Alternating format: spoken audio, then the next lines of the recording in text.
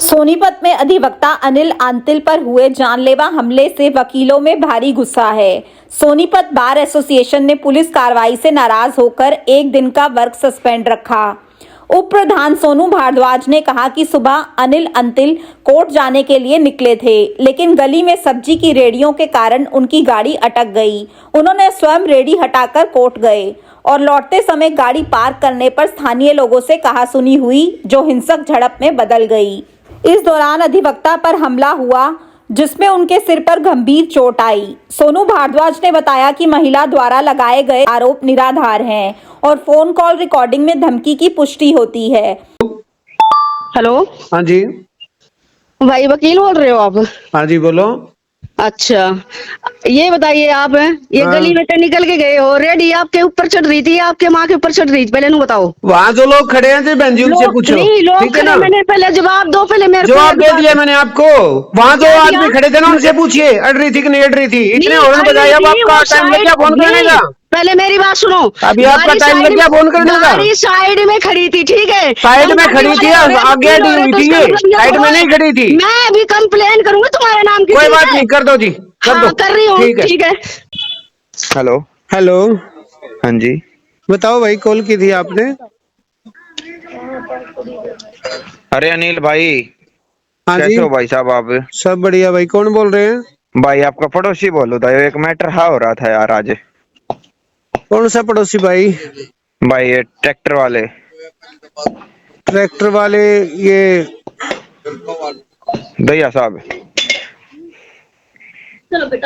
कौन से पड़ोसी? हनुमान नगर वाले कि ऋषि कॉलोनी वाले? ऋषि कॉलोनी वाले भाई साहब। अच्छा अच्छा, उसका लड़का बोल रहा है कि उस दैया का ट्रैक्टर दैया का वाले। लड़का बोल रहा है? हाँ जी। बता बेटे, क्या बात होगी? ये क्या मैटर कर रहे हैं, छोटी ही चीज ने क्यों इतना बढ़ा रहे हैं? बकवास कर रहे हैं, रोड को घेर कर बैठे हुए हैं। सुबह ना 15 मिनट हो गई थे मुझे हॉर्न देते हुए, कोई नहीं निकल के आया। उधर से वो कोई था, क्या नाम है, गुड़ की रेहड़ी वाला, हाँ। वो बेचारा उल्टी सीधी करे, गाड़ी में लग गई होती। बल्कि मैंने उतर गया और रिक्शा आगे करी, वो पलट गई, सुसरेगी पलट गई तो पलट गई। एक बार बताओ, गली में खड़ी करो तो उसको हटाओ भी नहीं, गली में आप खड़ी कर रहे हो तो हटाना भी है उसको। जब आपको बोला जाए भैया रास्ता रुक गया, इसको हटा लो, और हटानी पड़ा है। वो निकल गए ना, वो चौधरी बन गए बड़े। ये तो बड़े बदमाश हुए। यो सुधा छोटी ही चीज मैंने तो कही थी। हाँ, उनको तो धमका के लो, ना सिर पे चढ़ेंगे बेटे, ये दिमाग खराब करते हैं इनको। भाई एक बात बताओ, आप खड़ी कर रहे हो, हॉर्न दे रहा है अगला, कुछ मुसीबत होगी तो भी तो दे रहा है। तो ले करते को ना, तुम करते भाई। बिल्कुल बिल्कुल। कि मारी रात की गाड़ी खड़ी हो और किसी का वाहन आ गया, हम हटाव नहीं है भाई। बिल्कुल हटाना पड़ा है, गली में तो हर किसी ने हटाना पड़ेगा। बताओ, उधर से तो जानवर कितना तो मैं खेकूं, वो एक बार तो घोड़ी उसकी आगे हो, एक बार पीछे, मगर यार काम करेगी, तड़के धड़क मारेगी इस गाड़ी में। ये तो नुका फोन करा, फिर नुका है, फिर अटके गिर जागा। बकवास करें, निकम्मे है भाई ये तो गति। जाते ही मगा। हाँ, बस बुला रहे थे। हाँ, न धमकाओ ना, निको तुम्हें जब अगले ने हॉर्न ना दिया क्या? कितनी जनानी थी, पीछे भी थे मोटरसाइकिल वाले कई अपनी कॉलोनी के, पूछो कितने हॉर्न दिए। क्यों ना निकल के आए तुम घर से बाहर? ना फिर ताना था और हमारे भी हॉर्न दिया, घर से बाहर निकलना था। गेट बंद करके सोए हैं, फिर कैसे नंबर लेकर फोन कर ले हैं? पहले नहीं आ सकते थे आप? आपको हटाना नहीं चाहिए था। और मारन का तो मतलब ये होएगा हम अपनी ना हटा लो। परेशानी हो रही है भाई, हटाओ इसको, रास्ता ब्लॉक हो रहा है। और सुबह का काम हमारा तो वकालत का काम बेटा, तेरे को पता है। अगर हम टाइम पर ना पहुंचे, क्लाइंट दुखी करेगा हमने। बिल्कुल टाइम तो ठीक है। हम दादे उनको ऐसे करोगे तो गलत करो तुम। ठीक है, बोलियो कंप्लेंट दूंगा, दे ले, ये सारे तेरे चौथरे भी पटेंगे मगा। तो ये तुम एनक्रोचमेंट करके बैठी हो, एक पैडी भी ना छोटू। ठीक है जी, ठीक है। उप प्रधान ने पुलिस पर आरोप लगाया कि उन्होंने गलत धाराओं में एफआईआर दर्ज की, जिसके विरोध में बार एसोसिएशन ने वर्क सस्पेंड का निर्णय लिया। ऐसा आज एक हमारे वकील साथी हैं अनिल आंतिल जी, उनके ऊपर जानलेवा हमला किया गया। और अगर मैं आपको बताना चाहता हूँ क्या स्टोरी थी उनकी। उनका ये मामला था कि सुबह के टाइम जब कोर्ट में एडवोकेट आता है अपनी, तो वो भी नियमित रूप से कोर्ट के लिए अपने घर से निकले थे। घर से निकलने के बाद जब एक गली में पहुंचे, घर से निकलने के बाद, तो वहाँ पे एक साइड में रेहड़ी खड़ी हुई थी, गुड़ की, एक तरफ खड़ी हुई थी सब्जी की रेहड़ी। तो क्या हुआ, वकील साहब ने कई बार हॉर्न दिए, जैसा कि उन्होंने हमारे को बताया है। हॉर्न देने के बाद घर से कोई नहीं निकला रेडी वाला। उसके बाद उन्होंने वो रेडी आगे करनी चाहिए, जगह ऊंची नीची थी, ऊंची नीची जगह होने के कारण रेडी पलट गई थी। तो कोई बात नहीं, वकील साहब जल्दबाजी में थे, वो अपना कोर्ट में आ गए। उसके बाद कोर्ट से जब नियमित रूप से काम खत्म करके, अपना काम फिनिश करके कोर्ट का अपने घर वापस गए, तो वापस जाते टाइम इन सभी ने एक कॉन्स्पिरेसी तैयार की, जिनकी वो रेडी थी सब्जी की। उसमें एक लेडीज थी और 7-8 और बॉयज थे, और जी 5-6 और लेडीज इकट्ठी हो गई। तो इन्होंने वहाँ लट, ईंट, पत्थर इस तरह का इंतजाम किया हुआ था ऑलरेडी इनके घर पहुँचने से पहले, शाम के टाइम जब घर के लिए निकले हमारे वकील साहब। तो इन्होंने इसके ऊपर ताबड़तोड़ हमला कर दिया। हमला करने के बाद ये बौखला गए, हड़बड़ाहट होगी। हड़बड़ाहट होने के बाद वो गाड़ी रैंप के ऊपर चढ़ गई, कभी आगे कभी पीछे हो, क्योंकि आदमी जब ये देखता है कोई तेरे को मारने वाले हैं या तो मर भी सकता है यहाँ पे, तो बौखला गया वहाँ पे वो। तो वो होने के बाद क्या हुआ, इसके ऊपर जो है ना, जो अपोजिट पार्टी थी, पुलिस ने इसके ऊपर कोई एक्शन नहीं लिया। अब उसकी एफआईआर दर्ज की है, वो भी हल्के सेक्शन 323, 506, 34 IPC इस तरह। जबकि डॉक्टर की जो ओपिनियन है उसमें 0.3 × 5 सेंटीमीटर के जो जख्म की इंजरी की सिर के अंदर बताई गई है, उसमें हमारी 307 बनती है। 5 सेंटीमीटर जो बताया है इसके अंदर घाव है सिर के अंदर, तो उसका 307 पुलिस ने नहीं लगाई। तो हमारी प्रशासन से, पुलिस CP साहब से अपील है, एक तो 307 लगनी चाहिए। दूसरा, अब जो एफआईआर दर्ज हुई है हमारे वकील साथी के ऊपर भी कर दी छेड़खानी की, जबकि जब जो बंदा गाड़ी से नहीं उतरे अपनी, उसके ऊपर ताबड़तोड़ हमला हुआ है, तो वो कैसे छेड़खानी कर देगा। दूसरी बात, उस लेडीज का फोन आया इनके पास, भाई आप वकील बोल रहे होगे, जब वो भाई भी बोल रही है और वो इनको जानती भी नहीं कौन है, वकील है, क्या है, तो छेड़खानी कहाँ से हो जाएगी। तो आज मीटिंग रखी गई थी, क्या फैसले लिया गया? मीटिंग में फैसला ये लिया गया है भाई, आज शनिवार का वर्क सस्पेंड रहेगा। इसके बाद CP साहब से मिलेंगे। हम DJ साहब से मिले थे अभी, हमारे DJ साहब ने आश्वासन दिया है, अब वही CP साहब से आगे मिलो एक बार आप, तो इसमें आपकी जो उचित कार्रवाई बनती होगी, ये हमारे को आश्वासन दिया गया है। तो वर्क सस्पेंड भी रखा गया? आज वर्क सस्पेंड रखा जाएगा शनिवार का, आज का। तो इसके बाद फैसला सोमवार को मीटिंग करेंगे, मीटिंग में फैसला लिया जाएगा आगे क्या होगा। अगर CP साहब, पुलिस प्रशासन जो एक्चुअल पोजीशन है उसको दिखा देता है फायर के अंदर, तो 307 लगेगी उन एक्यूज के जिन्होंने हमला किया था। अगर वो कर देते हैं तो शायद हमारा हो जाए, विड्रा हो जाए सस्पेंड, अदरवाइज वो सस्पेंड रहेगा। पीड़ित अधिवक्ता अनिल अंतिल ने कहा कि उनके साथ जमकर मारपीट की गई और उनकी गाड़ी भी तोड़ी गई। उन्होंने निष्पक्ष जांच और आरोपियों के खिलाफ सख्त कार्रवाई की मांग की। साथ ही चेतावनी दी कि यदि अधिवक्ताओं की सुरक्षा सुनिश्चित नहीं हुई तो न्याय व्यवस्था पर भी सवाल उठेंगे। सर, ये 15 जनवरी 2026 को आमतौर पर मेरा एक रेंटेड प्रेमाइस है ऋषि कॉलोनी के अंदर, जहां मैं केवल गाड़ी को अपनी पार्क करने के लिए यूज़ करता हूं और किराए के लिए उसको मैंने दे रखा है। डेली रूटीन के हिसाब से 15 तारीख को भी मैं लगभग 9:30 बजे अपनी गाड़ी लेकर निकला कोर्ट में जाने के लिए, और जैसे ही मैं उस गली में आया जिसमें मेरे साथ ये इंसिडेंट शाम के टाइम पे हुआ था, सुबह वहाँ पर एक रिक्शा खड़ी हुई थी, ये हाथ से खींचने वाली खाली, और दूसरी तरफ से कोई गुड़ वाली रेडी आ गई थी, घोड़ी वाली।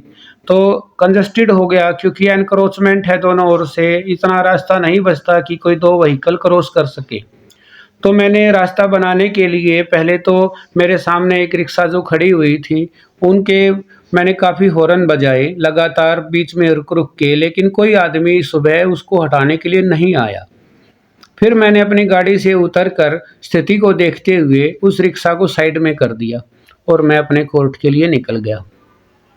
मैंने कोर्ट में जाकर काम शुरू ही किया था। जो समय 10:10 का था, मेरे पास कॉल आती है एक अननोन लेडी की, और मेरे से पूछती है, भाई जी आप क्या वकील बोल रहे हैं? मैंने कहा हाँ जी बोल रहे हैं। अगले ही शब्द उसके ये थे कि ये जो गाड़ी खड़ी हुई थी तेरी माँ पे चढ़ गई थी कि तेरी गाड़ी के ऊपर चढ़ गई थी। मैंने कहा जी ये तो आप स्थिति देखो। मैंने फिर भी शालीनता से उसको समझाने की कोशिश की कि आपकी गाड़ी बीच में अड़ी हुई थी रिक्शा, और उसको मैं नहीं हटाता तो कोई रास्ता नहीं बनता, लेकिन वो बदतमीजी पे उतारू हो गई और लास्ट में उसने ये कहते हुए फ़ोन काट दिया, मैं तेरे खिलाफ़ पुलिस कंप्लेंट करूँगी। उसके बाद रूटीन में मैं काम करता रहा कोर्ट में। 3:05 पर शाम के टाइम पर एक और अननोन नंबर से कॉल आया। ट्रू कॉलर में उसका नाम सौरभ दैया लिखा हुआ आया हुआ था। तो जो ये मारपीट जो हुई है ये इस टाइम कैसे हुई? ये मारपीट हुई सर शाम के टाइम, जब मैं अपनी गाड़ी को वापस वहीं खड़ी करने के लिए उसी गली से जाता हूँ, तो जहां मैंने रिक्शा को हटाया था सुबह, वहीं पर 3 पुरुष और 3 महिलाएं लठ डंडों सहित मेरी गाड़ी को रोककर खड़े हो गए। मैं जैसे ही मैंने कुछ देखा कि क्या बात है, मैं बोलने के लिए कोशिश कर ही रहा था कि उन्होंने लठ डंडों से मेरी गाड़ी के ऊपर प्रहार करना शुरू कर दिया। उस टाइम पे मैं I become so hopeless totally, मेरे को समझ ही नहीं आया हुआ क्या ये अचानक, क्योंकि आई वॉज नॉट रेडी। इस तरह के सडन अटैक के लिए तो मैंने कभी सोचा भी नहीं था, क्योंकि दिन में जो बातचीत हुई थी, जैसे मैंने आपको बताया कि दूसरी कॉल आई थी, उसमें क्लियर हो गया था कि भी ऐसे ऐसे चीज़ें थी। तो उस लड़के ने भी ये कहा जी हाँ जी उसको हटाना चाहिए था। तो मैं ये सोचकर शांत था और बिल्कुल आश्वस्त था कि भी मामला समझ में आ गया कि इस तरह से अगर खड़ी करते हैं सामने तो कोई हॉर्न दे तो हटाए उसको। तो आप पर हमला जब हुआ तो कितने बंदों ने हमला किया? ये टोटल 12 बंदे थे सर। शुरू में जो है 3 जेंट्स थे और 3 महिलाएं थी। जो शुरू में उन्होंने मेरी गाड़ी तोड़ फोड़ शुरू कर दी, और जैसे ही कांच टूटा मेरी गाड़ी का, उन्होंने बट से मेरे यहाँ पर आप जैसे देख ही रहे हैं, जो लठ लिए हुए थे उनके बट से हमला किया। और ये सारा कनपट्टी वगैरह कंधों पर भी सर, और इधर भी शीशे टूटते गए गाड़ी के, जैसे ही स्थान बना वो मारते रहे। तो मैंने अपने बचाव के लिए गाड़ी को कभी आगे किया कभी पीछे किया और मैं चलता रहा। किसी प्रकार से मैं बचकर उस गली के कोने तक पहुंचा तो मेरी गाड़ी वहां बंद हो चुकी थी। तो इसी बीच में जो ये जैसे मैंने अभी जिक्र किया था कि दूसरे आदमी का कॉल आया था जिसका नाम सौरभ दहिया लिखा हुआ आया था ट्रू कॉलर पे। तो उसके फादर साहब, जिसको कि वहाँ ऋषि कॉलोनी में ट्रैक्टर वाले दहिया के नाम से जानते हैं, वो मेरे सामने आए और बड़ी पोलाइटली वैसे बात किया, बाबूजी क्या हुआ?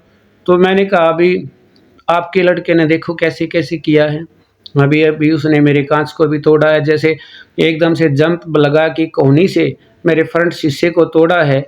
जो आजकल ये न्यूज़ पे वीडियो चल रही है उसमें भी ये शो किया हुआ है। और तो आप इस सारे घटनाक्रम के बाद क्या मांग करते हैं?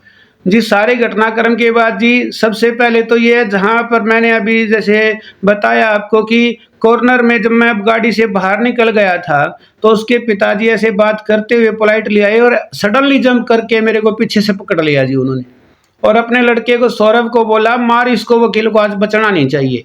वो फुटेज क्यों नहीं दिखाई जा रही है? पुलिस ने उस फुटेज को क्यों नहीं लिया है अभी तक? जिसके कारण मेरे सिर में सर 4 स्थानों पर इंजरी आई है, 2 स्टिचेज हुए हैं, और जो घाव हैं ये मोर देन 3 सेंटीमीटर गहराई तक और 5 सेंटीमीटर गहराई तक दर्ज हैं। जो MLR है वो MLR भी मैं आपको दिखाऊंगा। इसमें क्लियरली है कि ये अटेम्प्ट टू मर्डर है, क्रिमिनल कॉन्स्पिरेसी है। मैं ये मांग करता हूं कि सर मामले की गहराई को देखते हुए पुलिस ने जो FIR दर्ज की है, रात को की थी, ये सुबह मैंने देखी है, FIR नंबर 13 करके दर्ज की है। उसमें बिल्कुल मामूली से सेक्शन लगा रखे हैं। जो सेक्शन बनते थे अटेम्प्ट टू मर्डर, जो कि 109 BNS है, वो लगना चाहिए। क्रिमिनल कॉन्स्पिरेसी जैसे मैंने बताया 1 डजन पर्सन्स, एक आदमी को अगर चारों तरफ से घेर कर मारना पीटना शुरू करते हैं तो कॉन्स्पिरेसी है।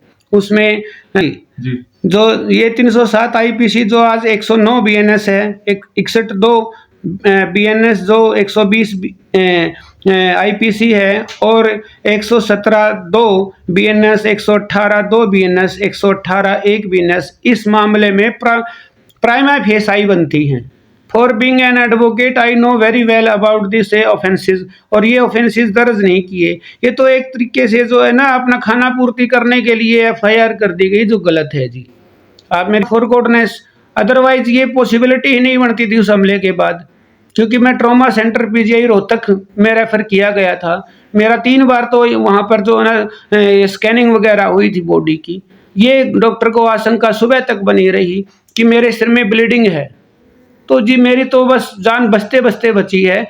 एक तरफ से मेरे को घेर कर ये हमला किया गया है। मेरी मांग है प्रशासन से इसमें एकदम पारदर्शिता के साथ कार्रवाई करके, और दूसरा जो कैमरा जो मैंने बताया कॉर्नर में गोडाउन पर लगा हुआ है, उसकी फुटेज लेकर के स्पष्ट करके और ये धाराएं उसमें दर्ज की जाएं जी।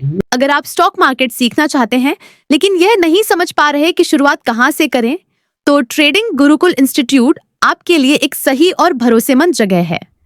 यहाँ रविंद्र भारद्वाज, जिनके पास 19 साल से ज्यादा का प्रोफेशनल ट्रेडिंग अनुभव है, छात्रों को सीधे रियल मार्केट के जरिए प्रैक्टिकल ट्रेडिंग सिखाते हैं। यहाँ हर टॉपिक रियल चार्ट्स और लाइव मार्केट के उदाहरणों से समझाया जाता है ताकि आप सिर्फ सीखें ही नहीं बल्कि बिना डर के खुद ट्रेड करना भी सीख सकें। आप यहाँ सीख सकते हैं स्टॉक मार्केट बेसिक से एडवांस, फ्यूचर्स और ऑप्शंस, फॉरेक्स और क्रिप्टो ट्रेडिंग। आप अपनी क्लासेस ट्रेडिंग गुरुकुल ऐप पर भी अटेंड कर सकते हैं जो एप्पल स्टोर और गूगल प्ले स्टोर पर उपलब्ध है। तो आज ही अपनी ट्रेडिंग जर्नी की शुरुआत करें ट्रेडिंग गुरुकुल इंस्टीट्यूट के साथ। अभी कॉल करें स्क्रीन पर दिए गए नंबर पर।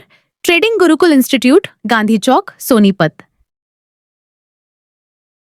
अपने शहर की हर ताजा खबर के लिए हमारे चैनल SNA न्यूज को सब्सक्राइब करें, लाइक करें, कमेंट करें व शेयर करें। बेल आइकन दबाना ना भूलें। हमारे अन्य सोशल मीडिया प्लेटफॉर्म्स पर भी हमें फॉलो करें।